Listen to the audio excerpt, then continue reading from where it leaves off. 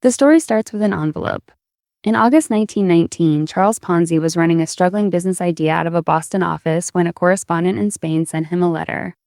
Inside was something called an international reply coupon, a slip of paper created by postal treaty so that a sender in one country could prepay return postage from another. The coupon had been bought in Spain for 30 centavos and could be exchanged in the United States for a stamp worth 5 cents. Because European currencies had fallen hard after the First World War, the same slip of paper was effectively cheaper to buy abroad than it was worth at an American post office. Ponzi looked at that little slip and saw what he believed was free money sitting in plain sight. Ponzi was not new to reinvention. He had arrived in the United States on November 15, 1903, by his own account with $2.50 in his pocket, having gambled away the rest on the voyage over. He drifted through odd jobs, then landed in Montreal, where he worked as a teller at a bank called Banco Zerosi that itself paid depositors with other depositors' money before its owner fled. Ponzi later served roughly 3 years in a Canadian prison for forging a check. In other words, before he ever touched a postal coupon, Ponzi had seen from the inside exactly how a bank could keep smiling at customers while quietly being hollow. That experience would matter. The arbitrage idea itself was not obviously a crime, and that was part of its power. Buy reply coupons in countries with depreciated currencies, redeem them in the United States for stamps worth more than you paid, and pocket the difference. The example from Spain suggested a margin of roughly 10%, and Ponzi argued that routing purchases through countries like Italy, where the currency had fallen further, could multiply the profit. On paper, it sounded like textbook arbitrage, the same logic that moves money between markets every day. What the pitch skipped over was the practical side. Coupons had to be bought in vast numbers, shipped, and converted into stamps, and then the stamps somehow turned back into cash. Nobody pressed him on that part. Ponzi formed a company with a reassuringly official name, the Securities Exchange Company, and made investors a simple offer of 50% profit in 45 days or double your money in 90. At a time when banks paid around 5% a year, this was an astonishing claim.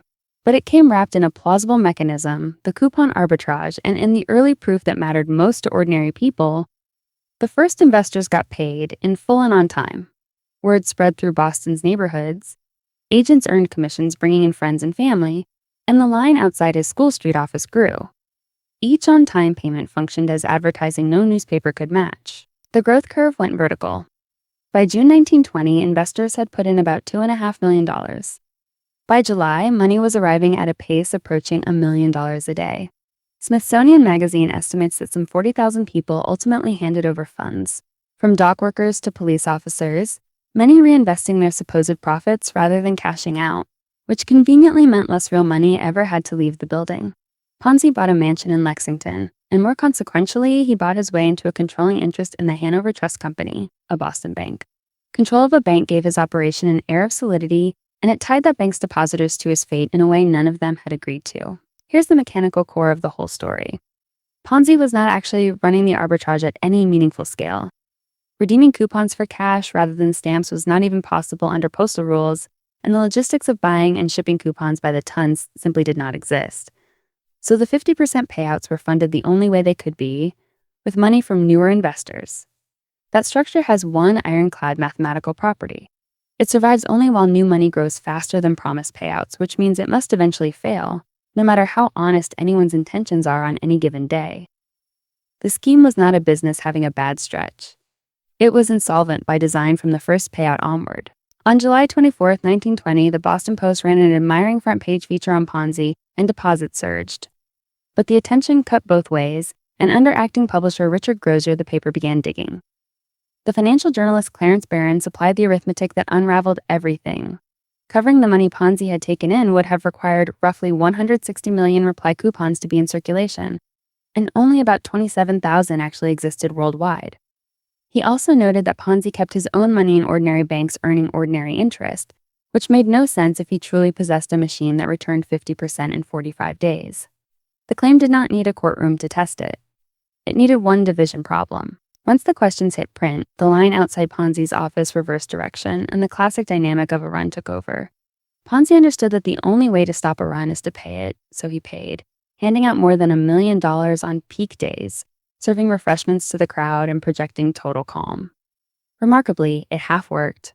Some investors, reassured by the sight of others being paid, let their money ride. but every dollar paid out came from a shrinking pool with no real earnings behind it. So each redemption brought the end mechanically closer. To manage the press, Ponzi hired a publicist named William McMasters. It was the worst hire of his life. McMasters, given inside access, quickly concluded that his client was a fraud. On August 2nd, 1920, the Boston Post published his account declaring Ponzi hopelessly insolvent, millions of dollars in debt, with published estimates of the shortfall ranging from about $2 million to $4.5 million. The run intensified. Meanwhile, Massachusetts Bank Commissioner Joseph Allen had been watching the flows between Ponzi's operation and Hanover Trust, and state auditors were working through the books. The scheme now faced the press, the regulators, and the mathematics all at once, and it had no earnings anywhere to answer any of them. On August 11, 1920, two blows landed together. The Boston Post revealed Ponzi's Montreal forgery conviction, complete with prison photograph, destroying what remained of his credibility. The same day, Commissioner Allen seized Hanover Trust, the bank Ponzi controlled and depended on.